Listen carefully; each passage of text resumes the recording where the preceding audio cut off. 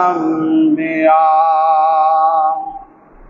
يا عرش مجيد الربوة متكى بلغ العلا بكماله كشف الدجى بجماله حسنت جميع خصاله صلوا عليه আলহামদুলিল্লাহ।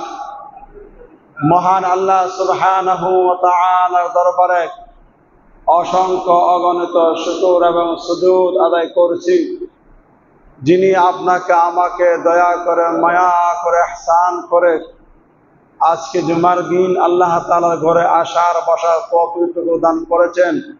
সেজন্য অন্তরস্থল থেকে পড়েনি আলহামদুলিল্লাহ। আমি আপনাদের সামনে সূরা তাহা থেকে কয়েকটি আয়াতে কারিমা তেলাওয়াত করেছি। আল্লাহ পাক রব্বুল আলামিন তৌফিক দান করলে সে আয়াতগুলোর উপর কিঞ্চিত আলোচনা করার চেষ্টা করব। মা তৌফিক ইল্লা বিল্লাহ, শুকরান, আমিন। এই সূরা তাহা কোরআনুল কারীমের 16 নম্বর পারার মাঝখানে এই সূরা। এই সূরার ভিতরে আল্লাহ পাক রব্বুল আলামিন হযরত মূসা আলাইহিস সালাতু ওয়াস সালামের বিশদ আলোচনা করেছেন যে মূসা আলাইহিস সালাতু ওয়াস সালামকে আল্লাহ পাক রব্বুল আলামিন কি কি মুআজিজা দিয়েছেন এবং মূসা আলাইহিস সালাতু ওয়াস সালামের যুগে কি কি ঘটনা ঘটেছেন এই সংক্রান্ত এই সূরার ভিতরে আলোচনা। এই সূরার নাম সূরা তাহা এবং প্রথম যে আয়াত, এই আয়াতটা হলো তাহা, দুটো হরফ, একটি তোয়া আর একটি হা, নাম হলো তাহা। এই তাহার অর্থ কি? কোরআনুল কারীমের কিছু কিছু আয়াত আছে যেগুলো আয়াতের অর্থ আল্লাহ পাক রব্বুল আলামিন তার নবীকে জানিয়েছেন, নবী সাহাবা কেরামকে জানিয়েছেন, ধারাবাহিকভাবে তাফসীর কিতাবে লেখা আমরাও পড়েছি, আমরাও জেনেছি এটা অর্থ কি হতে পারে।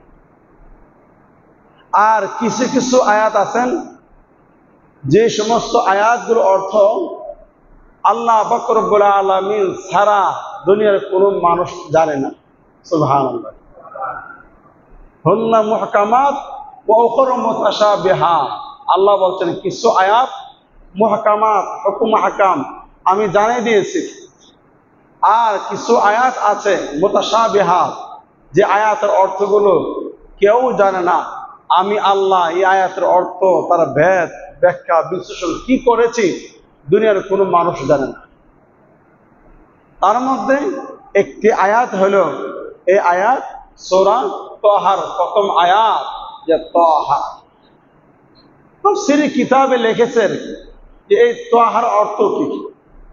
প্রথম অর্থ তাফসীর কিতাবে লেখেন আল্লাহু আ'লামু বিমুরাদি যালিক, এর অর্থ আল্লাহ তাআলাই ভালো জানে কি হইতে পারে।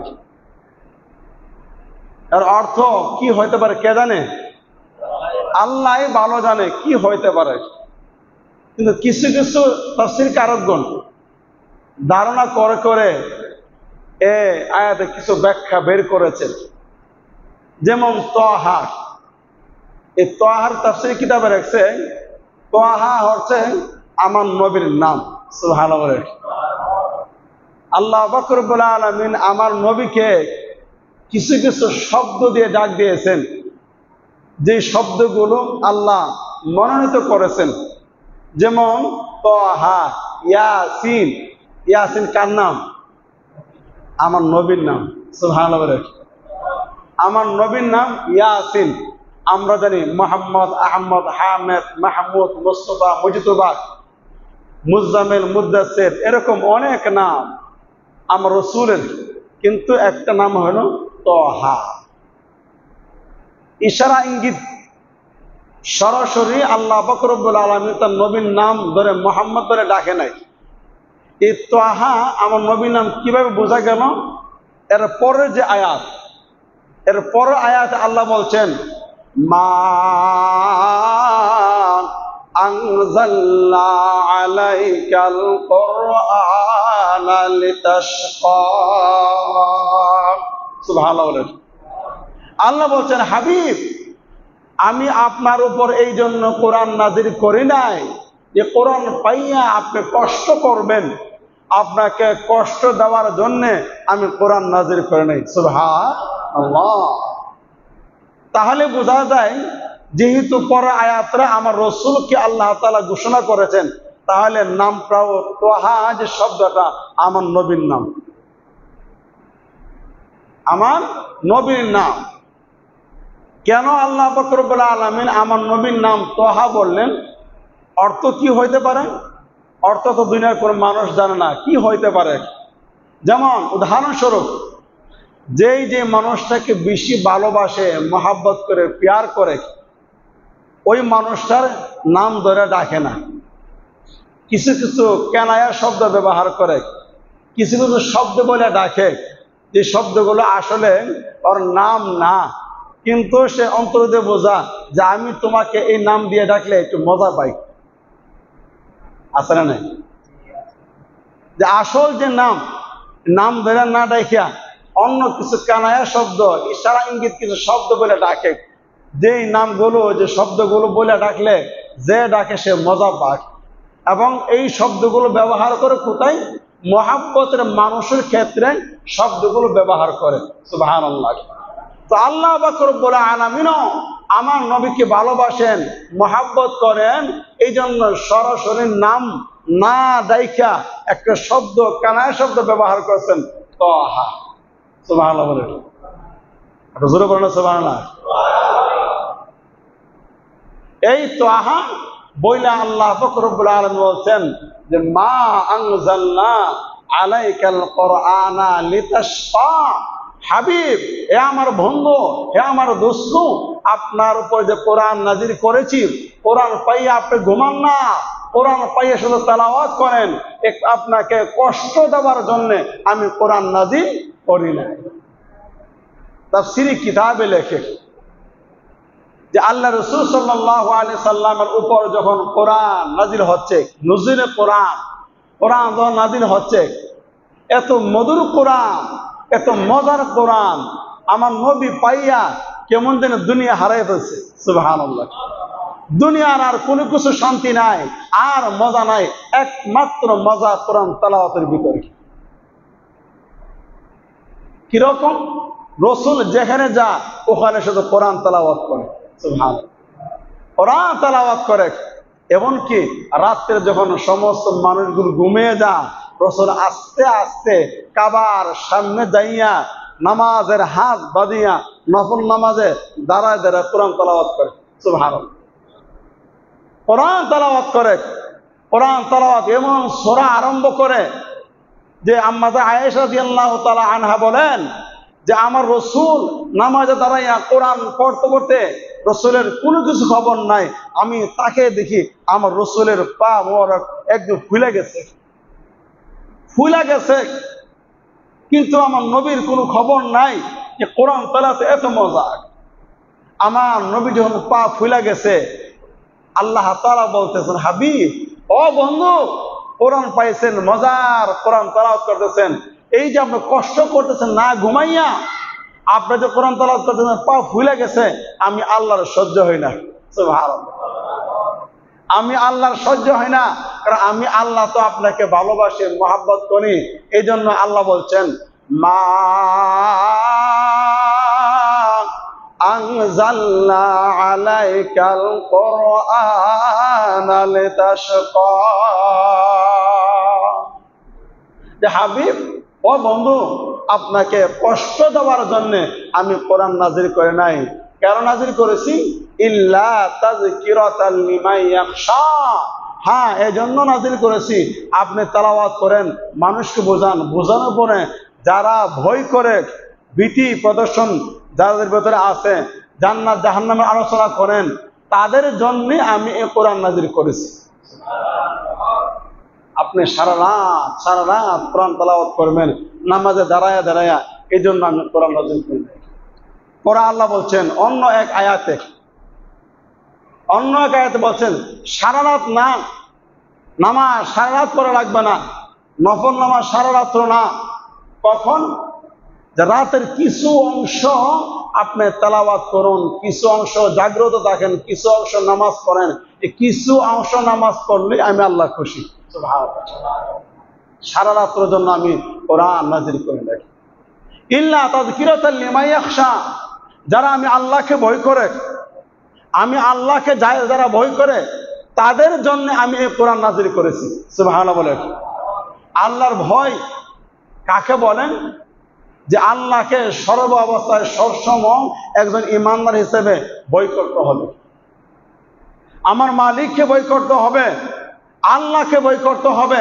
যদি আল্লাহর ভয় ভীতি কোনো মানুষের ভিতরে না থাকে, ওই মানুষটা মানুষই না, ওই মানুষটা হায়াওয়ান, ওই মানুষটা জানোয়ারের মতন। বালহুম আদল, হায়াওয়ানের চাইতে আরো নিকৃষ্ট আল্লাহ বলেছেন। আর যার ভিতরে আল্লাহর ভয়ভীতি আছে, ওইটা একজন খাঁটি ইমানদার, খাঁটি মানুষ, খাঁটি মুমিন। সুবহানাল্লাহ।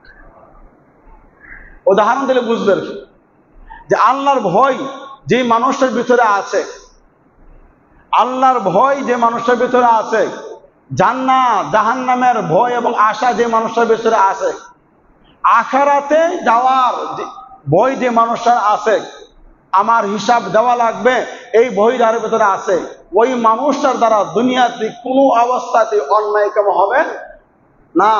সে অন্যায় করবে না, চুরি করবে না, ডাকাতি করবে না, জেনা করবে না, সুদ খাবে না, ঘুষ খাবে না, নেশা করবে না। যে মানুষটার ভিতরে কার ভয় আছে? আল্লাহর ভয় আছে, আল্লাহর ভয় আছে। আর যে মানুষটার ভিতরে আল্লাহর ভয় নাই, দুনিয়ার জঘন্যতে জঘন্য খারাপ কাজ ওই মানুষটা করতে পারবে এবং পারেও। কারণ তার তো আল্লাহর ভয় নাই।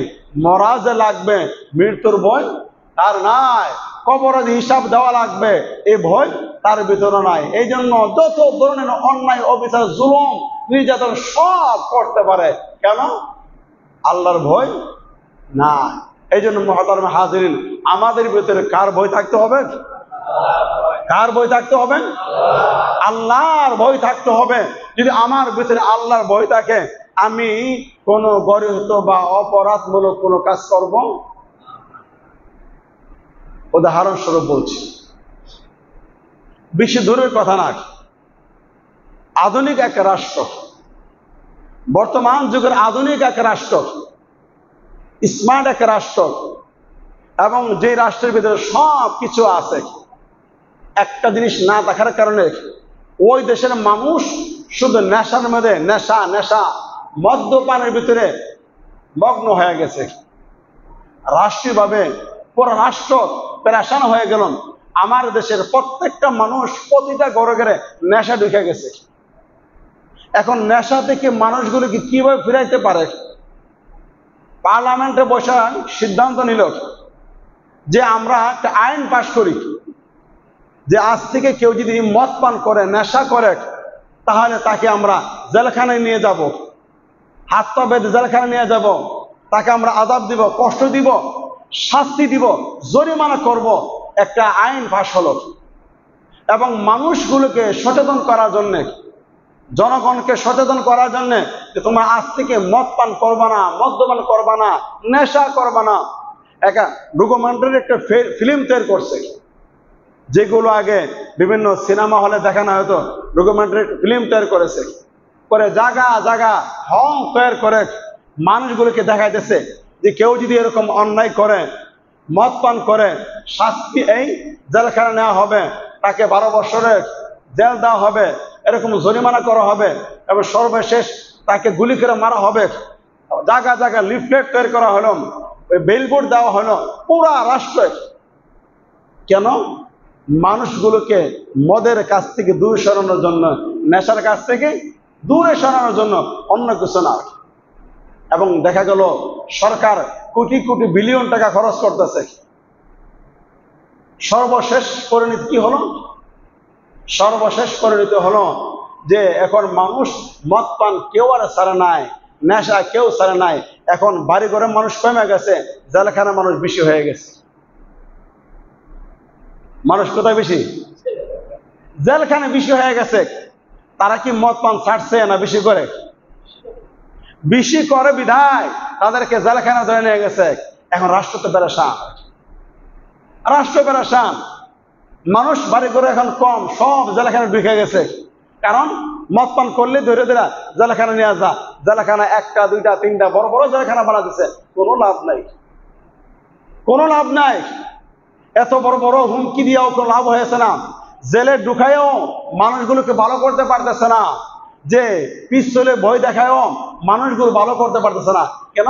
আগের মানুষ যেমন মদ পান করতো, নেশা করতো, এখনো আগের মতো নয়, নেশা করে আর ভালো লাগে। এই একটা রাষ্ট্র কথা আমি বললাম, এটা আমেরিকার একটা রাষ্ট্র। এবার আসেন আজ থেকে 1450 বছর আগে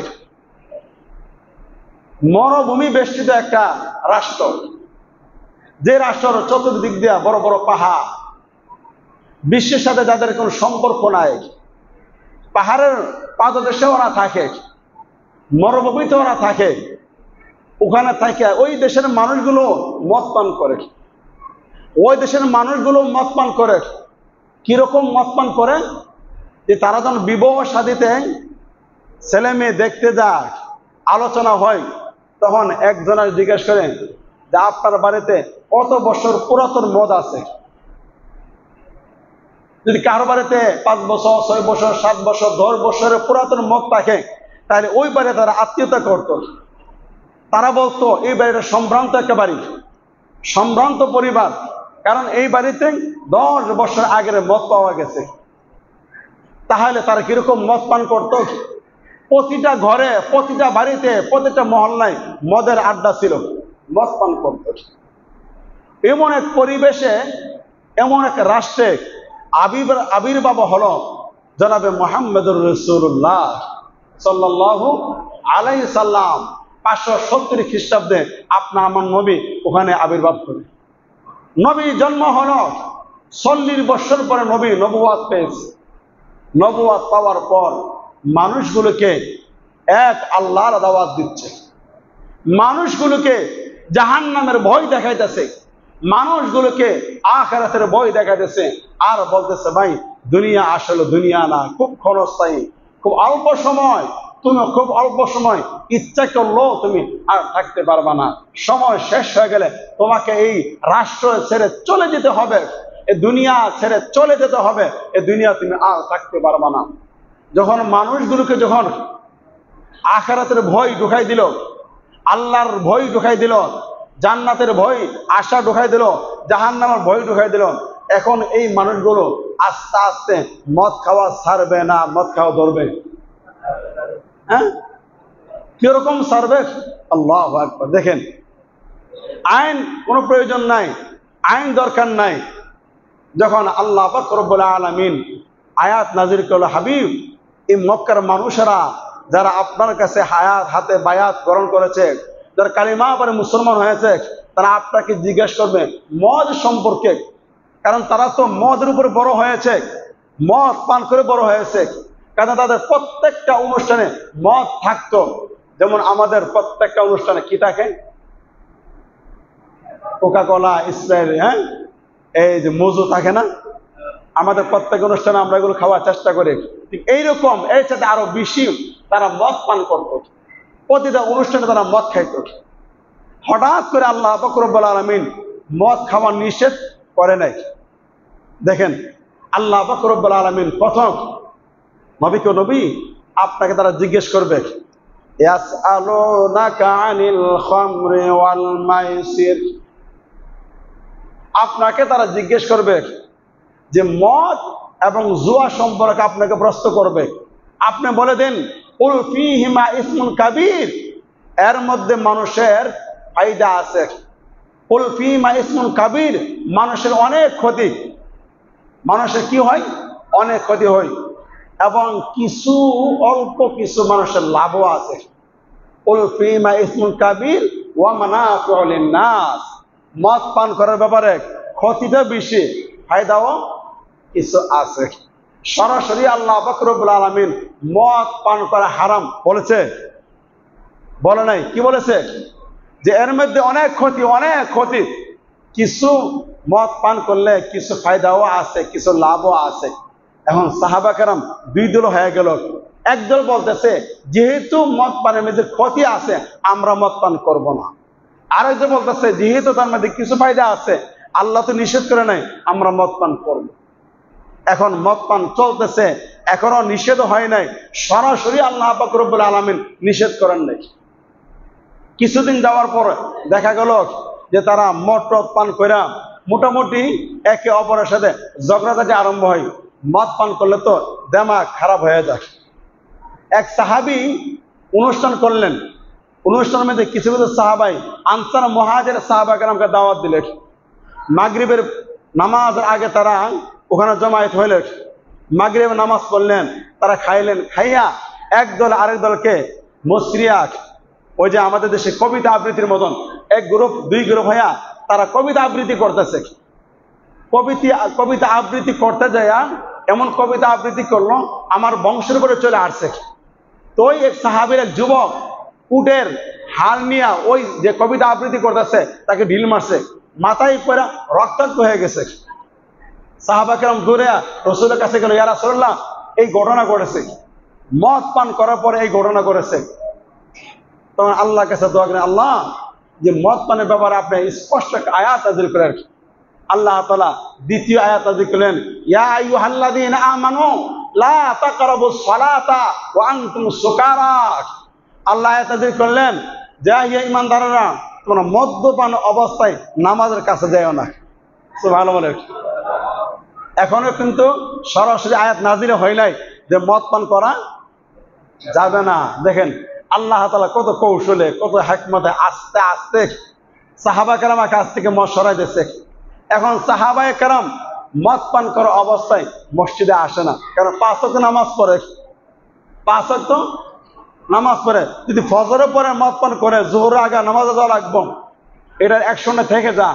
এটা রাত্রে এশারের পরে একবার পান করতেন, যেহেতু দীর্ঘ সময় ফজরের সময় একবার পান করতেন।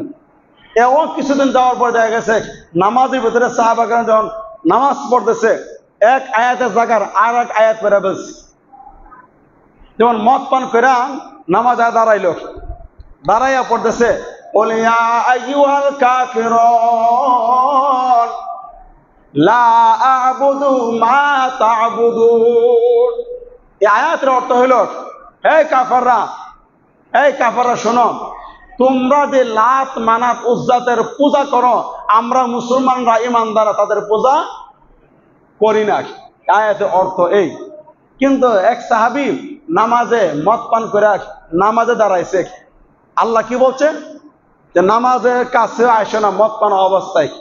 ওই সাহাবী মদ পান করে আধা ঘন্টা নামাজে দাঁড়াইছে, দাঁড়াইয়া পড়তেছে কুল ইয়া আইয়ুহাল কাফিরুন মা আ'বুদু তা'বুদুন, অর্থাৎ তোমরা যার ইবাদত করো আমরাও তার ইবাদত করি। নাউযুবিল্লাহ। মাথা ঠিক নাই, মদ পান করা অবস্থায় এই আয়াত পড়ে বসল। সাথে সাথে আল্লাহ পাক রব্বুল আলামিন আয়াত নাযিল করলেন, ইয়া আইয়ুহাল্লাযীনা আমানু ইন্নামাল খামরু ওয়াল মাইসিরু ওয়াল আনসাব ওয়াল আজলাম রিজসুম মিন আমালিশ শায়তান। আল্লাহ তাআলা বলেন আজকে থেকে মদ জুয়া এই সে যা আছে সব শয়তানের কাজ তোমরা করতে পারবা না। যেদিন এই আয়াত নাযিল হলো, আল্লাহ রাসূল সাল্লাল্লাহু আলাইহি ওয়াসাল্লাম অত্যন্ত খুশি হলেন। একজন ঘোষণাকারীকে বললেন, মদিনার অলিতে গলিতে তোমরা এলান করে দাও আজ থেকে মদ পান করা নিষেধ, আজ থেকে মদ পান করা হারাম। আল্লাহ পাক রব্বুল আলামিন আয়াত নাযিল করেছে। যখন এই সাহাবী মদিনার অলিতে গলিতে এলান করতেছেন যে আজ থেকে কেউ মদ পান করতে পারবেন না, মদের ব্যাপারে স্পষ্ট আয়াত নাযিল হয়েছে, মদ হারাম। সাহাবাকেরা মদ পান করতেছে, এই অবস্থায় হাত থেকে ফেলে দিয়েছে, আর পান করে নাই। যার ঘরে যত পুরাতন মদ ছিল সমস্ত পুরাতন মদগুলো তারা মোটকা ভেঙ্গে রাস্তায় ফেলে দিয়েছে। ইতিহাস লেখে মদিনার অলিতে গলিতে বৃষ্টি হলে যেরকম পানি গড়াইয়া পড়ে, প্রত্যেকটা রাস্তা দিয়ে অলি গলি দিয়ে মদ গড়িয়ে পড়তেছে। সুবহানাল্লাহ। এই কাজটা কেন হলো? ওই মানুষটার ভিতরে আল্লাহ রাসূল সাল্লাল্লাহু আলাইহি সাল্লাম আখিরাতের ভয় ঢুকাইতে পারছে। ওই মানুষটার ভিতরে আল্লাহর ভয় ঢুকাইতে পারছে। ওই মানুষটা যখন চিন্তা করলো দুনিয়া আসলে দুনিয়া না, আখিরাত আমার আসল, আমি যে করতেছি দুনিয়া খুব অস্থায়ী, খুব অল্প সময়, যেই কোনো মুহূর্তে আমাকে চলে যেতে হবে, আমি অন্যায় করতে পারবো না, জুলুম করতে পারবো না, এরকম কিছু করতে পারবো না, কারণ করার পরেই কবরে গেলে আমি ধরা খাবো, আমাকে পাকড়াও করবে। এই ভয় ভীতি যখন ঢুকাই দিয়েছে তখন আর জেলখানার কাজ লাগে না, তখন আর ডকুমেন্টারি ফিল্মের তৈরি হয় নাই, তখন আর লক্ষ লক্ষ টাকা খরচ করার প্রয়োজন হয় নাই। যেই মানুষের ভিতরে আল্লাহর ভয় থাকবে ওই মানুষটার দ্বারা কখনো কোনো অবস্থাতেই অন্যায় হবে না, চুরি ডাকাতি হবে না। মুহতারাম হাজিরিন, এই জন্য আমরা এরকম ভাবে চলবো যে আমি আমার নিজের পাহারাদার হয়ে যাব। আমি আমার নিজের পাহারাদার, আমাকে কেউ পাহারা দেওয়া লাগবে না, আমি আমার নিজের পাহারাদার। যখন আমার চোখ অন্যায় করতে চাবে, সাবধান, চোখ বলবো সাবধান, তোমাকে কিন্তু কবরে হাসরে মিজানে ফুলসারাতে জবাবদিহিতা করতে হবে। যখন আমার হাত মাপে কম দিতে যাবে, ওজনে কম দিতে যাবে, আমি নিজে পাহারাদার হয়ে যাব। সাবধান না, আমি কার জন্য অন্যায় করব, আমি কার জন্য মাপে কম দিব, কার জন্য আমি ওজনে কম দিব, তো তোমাকেও হাসরের ময়দানে জবাবদিহিতা করতে হবে। প্রত্যেকে আমরা যদি নিজের পাহারাদার হয়ে যায়, ইনশাল্লাহ এই সমাজে শান্তি আসবে, এই সমাজে শান্তি হবে, রাষ্ট্র শান্তি হবে। আর যখন নিজের পাহারাদার হবে না, তখনই অশান্তি আরম্ভ হবে। আমি চেষ্টা করব আরো জনের টাকা মারতে, আরো জনের হক মারতে, আরো জনের জায়গা দখল করতে, আমি চেষ্টা করব, ঠিক না বেটি? মানুষ যখন আল্লাহর ভয় থাকে না, তখন সে আরেকজনের আইল কাইটা নিজের ক্ষেত বড় করতে চায়। মানুষ যখন আল্লাহর ভয় তার ভিতরে থাকে না, তখনই চেষ্টা করে যে আমার বিল্ডিং না ওঠানোর সময় আরেকজন জায়গার ভিতরে উঠাই দেয়া একটু তার বাড়িটা বড় করে চেষ্টা করে। আর যখন মানুষের ভিতরে আল্লাহর ভয় থাকবে, আখিরাতের ভয় থাকবে, না আমি কোনো অবস্থাতে আরেকজনের জায়গা আমি দখল করব না। কেন? আমি এই জায়গা দখল করলে রাসূল বলেছেন 7 আসমান পরিমাণ যদি ওজন হয়, এত পরিমাণ ওজন জমিন আমার গলাতে ঝুলাই দিবে, তখন অবস্থা কি হবে? এজন্য মুহতারাম হাজিরিন, আমরা বর্তমানে যেখানে আছে ওখানে চেষ্টা করি আমি নিজে সৎ হয়ে যাব। বলে কি হব? সৎ হয়ে যাব। আমি নিজে অসৎ হব না, অন্যায়কারী হব না, নিজে সৎ হয়ে যাব। তাহলে দেখবেন পুরা সমাজের সব মানুষ সৎ। আর নিজের ভিতরে ভেজাল থাকবে, আপনি মনে করবেন পুরা মহল্লার সবাই ভেজাল, ঠিক না বেটি? আমি যদি কালো চশমা পরি, সাদা দেখবো না কালো দেখবো? হ্যাঁ, আমি পরেছি কালো চশমা, আমি দেখবো সবাই পুরা দেশটাই আমার সামনে কালো কালো। আর যখন আমি সাদা চশমা পরবো, হ্যাঁ, সবাই সাদা। আমি নিজে ভালো হয়ে গেলে আমি মনে করব এই মহল্লার সবাই ভালো, এই দেশের সবাই ভালো। আমি দুর্নীতি করি না, আমি মনে করবো এই দেশে কেউ দুর্নীতি করে না। আমি চুরি করি না, আমি ভাবো দুনিয়া এই দেশের কেউ চুরি করে না, সবাই ভালো। আর যখন আমার ভিতরে অন্যায় থাকবে, আমি চুরি করে, ডাকাতি করে, জানা করে, আমি এরকম খারাপ কাজগুলো করি, তাহলে মনে করবো আরেকজন দেখে ও মনে কাজ করে। মুরব্বীরা বলে ফজরের সময়, তাহাজ্জুদের সময় এক লোক পুষ্করিণীতে আসছে উযু করার জন্য। উদ্দেশ্য তাহাজ্জুদের নামাজ, উযু কইরা পুষ্করিণী উযু কইরা কোথায় যাবে? মসজিদে যায় তাহাজ্জুদের নামাজ পড়বে। ওই উল্টা সাইড দিয়া, অপর সাইড দিয়া আর একজন চুরি করে এসে চিন্তা করলো এটা হাত পা গোসল ধোয়া একটা বাড়ি যায়। চুরি মনে করতেছে আমার মতন তো ওই পাড়ার চোর আছে, সেও এক কাজ করে আসছে। আর নামাজি মনে করতেছে আরে আমি তো আল্লাহকে ডাকার জন্য উঠলাম, আমার মতো আরেকজন আসছে আল্লাহকে ডাকার জন্য। বুঝাইতে পারছি? এই জন্য ভাই, আমি আমার জায়গা থেকে আমার নিজের পাহারাদার হয়ে যাই। আমার জবান আমি ব্রেক লাগাই দেই, আমি আমার জবানকে ব্রেক লাগাই দেই যে আমার জবান দ্বারা আমি অন্যায় কাজ করব না, কথা বলবো না। কি দরকার আছে শাস্ত্রে বসে বসে গল্প করা? দরকার আছে? যেই সময় যতটুকু সময় শাস্ত্রে বসে আপনি চা খাইলেন আর গল্প করলেন, গীবত করলেন, অতটুক সময় যদি আপনি পার্সোনাল বৈশাখ আল্লাহকে ডাকেন, আখেরাতের রাস্তাটা আপনার বাড়ি হইল, আখেরাত রাস্তাটা সুগম হইল, আখেরাতের মিজানের পাল্লাটা বাড়ি হইল। কিন্তু দুঃখের বিষয়, খুব দুঃখের বিষয়, যারা বয়স্ক এরা তো আর অ্যান্ড্রয়েড মোবাইল চালাতে পারে না। ওরা শাসলে বৈশা এই যে ছবি চলতেছে, চা খাইতেছে আর তাকে কি দেখলো কি বুঝলো এরকম আছে না নাই? হ্যাঁ, কিছু সারাক্ষণ এই অবস্থায়, সারাক্ষণ এই অবস্থা তাকা রয়েছে, চা খায় আর গল্প করে তাকা রয়েছে। যতক্ষণ তাকাইলেন, যতক্ষণ গল্প করলেন, আল্লাহ না করক ওই অবস্থা যদি আপনার মৃত্যু হয়ে যায়, অবস্থা কি হবে? কি হবে চিন্তা করেছেন? অবস্থা কি হবে?